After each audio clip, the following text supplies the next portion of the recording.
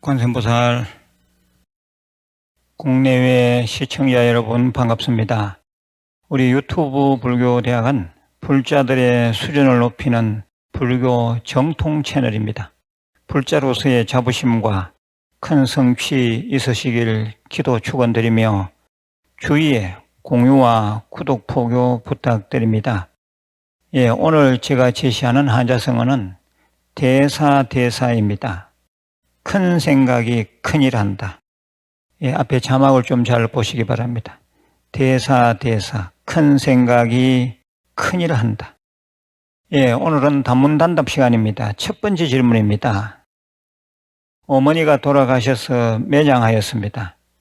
자식은 딸인 저 하나뿐이라서 제 아들에게 부담 주지 않으려고 어머니 묘를 파서 화장하려고 합니다. 어떻게 하는 것이 좋을까요? 그리고 제 여동생은 먼저 죽어서 납골당에 있는데 어떻게 해야 할지요? 뿌릴까요? 어머니는 화장하지 말라고 해서 매장을 하였습니다. 화장해서 납골 봉안당에 모시는 문제에 대해서 한 말씀 부탁드립니다. 제 답변입니다. 방송으로 말씀드리기가 아주 어려운 질문입니다. 지금 열쇠는 불자님의 아들이 쥐고 있습니다. 아들에게 먼저 물어보시고 결정하는 게 좋을 것 같습니다. 아들이 외할머니 묘를 잘 성묘하겠다 하면 그냥 두십시오. 그리고 여동생의 납골은 그쪽 납골 봉안당이 문제가 없는 한 놔두시는 게 맞습니다. 만일 아들이 성묘할 수 없다고 하면 개장해서 사찰 납골 봉안당 또는 사찰 수목장에 모시기를 권해드립니다. 후손들이 있는데 좀 번거롭다 해서 화장해서 마구 흩어버리는 것은 좋지 않습니다. 흔적을 남겨두는 게 후손을 위해 더 좋습니다.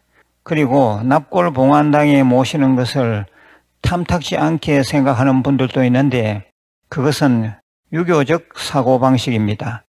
불교식은 매장보다는 화장이 더 낫고 화장한 고인의 흔적을 연불소리 들을 수 있는 사찰 납골 봉안당이나 사찰 수목장에 모신다면 그것은 최상의 정성입니다. 우리 불자들은 어줍잖은 풍수가들 얘기 듣지 말고 불교 정통을 늘 수용해야 합니다. 재삼 말씀드립니다만 매장은 늘 흉터, 악터 시비에 휘말릴 수 있지만 화장해서 납골 봉안당에 모시거나 수목장을 할 경우에는 절대 그럴 일이 없습니다. 두 번째 글입니다. 백중기도 입제 후 한자 정성껏 사경한 금강경을 무일서는 사경공덕 대탑에 봉안하고 싶습니다. 자세한 안내 부탁드립니다. 사경한 금강경을 가지고 계셨다가 10월 셋째 주 일요일 오후 2시에 사경 봉안 의식을 치를 때 동참하시면 됩니다. 금강경 아니라도 관계없고 최대 7번까지 봉안할 수 있는데 그 이하로도 됩니다. 자세한 것은 무일선언으로 문의해 주십시오. 사경공덕 대탑에 봉안하시면 100일기도 축원해 드립니다. 제가 이미 법문한 사경공덕, 사경의 공덕, 사경의 실제 영험 사례 이런 내용들을 좀 들어보시기 바랍니다. 세 번째 질문입니다.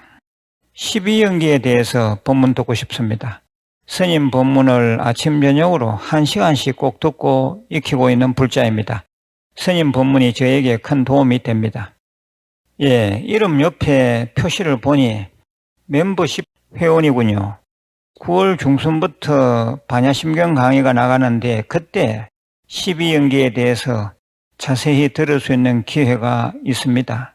이 생활 법문 시간에 교리를 하니까 안 듣는 분들이 너무 많아서 요즘은 일부러 교리 공부는 피하고 있으니 이해해 주십시오.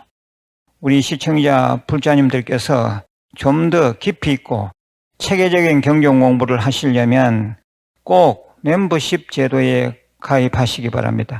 월 2,990원의 저렴한 비용으로 사이버 불교대학 과정을 마칠 수 있는 아주 절호의 기회입니다. 네 번째 질문입니다. 매일같이 일자리를 찾아다니고 이력서를 들고 가도 저를 써주는 곳이 없고 집에서만 있습니다. 하루빨리 직장을 갖고 싶습니다. 이럴 때는 어떤 기도를 해야 하며 어떤 식으로 하면 좋을는지요? 안타깝네요. 먼저 기도로는 심묘장구 대다란이를 하루 108독 하시길 바랍니다. 그리고 좀 더디더라도 자기한테 맞는 기술, 기능을 익히는 게 좋겠습니다. 절 종무소에서 일하더라도 요즘은 컴퓨터 활용 등 기본 사무 기능이 필수적입니다. 또 법당보살이나 공양주보살 등도 아주 인기 있는 직업이니 폭넓게 찾아보시길 권해드립니다. 나이에는 별 관계 없습니다. 다섯 번째 질문입니다. 업의 대가를 오롯이 치러야만 그 업의 과보를 면할 수 있는 것인가요? 노력 정도에 따라 감해지거나 소멸되기도 하는 건가요? 자기가 지은 업은 없어지지 아니하고 때가 되면 반드시 그 과보를 돌려받습니다. 그런데 그 업의 과보는 기도 수행의 업인 의업으로서 상당 부분 상쇄할 수 있습니다. 그리고 숱한 육체적 선행인 시인업, 부처님 말씀 전달 등 입의 선행인 구업을 통해서도 업의 과보를 피해갈 수 있습니다. 관세음보살 멸업장 진언이 있듯이 업장은 소멸할 수 있으니 늘 수행 정진하면서 신업과 구업과 의업 이 삼업을 불교와 공동체에 잘 쓰면 됩니다. 제가 이미 법문한 완전한 업장 소멸의 원리 이걸 좀 찾아서 들으시기 바랍니다. 여섯 번째는 좋은 글입니다. 스님께서 올리신 법문 모두 찾아서 듣고 노트에 필기까지 합니다. 아이들에게 부처님 법을 알게 하기 위함입니다. 자녀들에게 불교를 가르치고 포교하기 위해 제 법문을 필기하신다니 참 대단하십니다. 감사하고 감사합니다. 일곱 번째 글입니다. 좋은 글입니다. 무일선은 다녀왔습니다. 저희 남편이 먼저 가자고 해서 간 것인데 이것이 관세음보살님의 큰 가피인 것 같습니다. 남편이 큰 법당에서 삼배하니 감정이 뭉클했습니다. 포교 열심히 하겠습니다. 그리고 언제 시간 내서 대구 큰절에도 한번 가겠습니다. 남편의 마음에 불심을 지펴주신 불자님이 대견스럽습니다. 감사합니다. 여덟 번째도 좋은 글입니다. 미국 괌입니다. 매일 스님 말씀 듣고 기도 후 일과를 시작합니다. 스님 감사합니다. 저 멀리 괌에서 불심 놓지 않으시니 참으로 감사할 일입니다. 우리 유튜브 불교대학의 찐팬이십니다. 아홉 번째 질문입니다. 비워둔 가게를 다시 시작하려고 하는데 무슨 경을 틀어놓아야 좋을지요? 화엄경 약창계 금강경 틀어놓기 바랍니다. 이 경은 부자 되는 경이다. 이 글도 이 경은 부자 되는 경이다. 이 영상물도 찾아서 들어보시기 바랍니다. 열 번째 질문입니다. 교도소에 있는 아이에게 지장경을 쓰고 읽으라고 넣어 주었는데 맞는지요? 지장경 한 번 다 쓰면 금강경으로 바꿔 주시길 바랍니다. 천수경도 좋습니다. 제가 이미 법문한 금강경, 왜 금강경인가? 이걸 꼭 좀 듣고 금강경에 대한 믿음을 가지시기 바랍니다. 11번째 질문입니다. 말썽꾸러기인 두 아들을 위해서 어떤 기도가 좋을지요?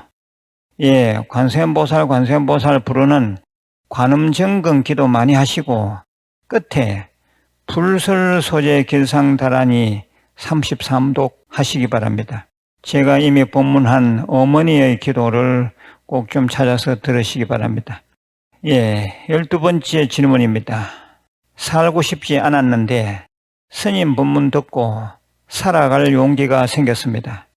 큰아들이 교도소에 있습니다. 큰아들이 살던 집 방에 어떤 경을 틀어놓으면 좋을까요?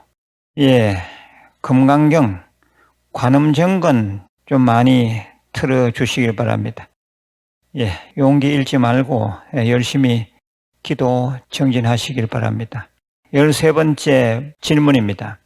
허리 질환이 있는데 망막에 질환이 생겨 마음조차 힘듭니다. 어떤 기도가 좋으며 계명도 해야 할까요?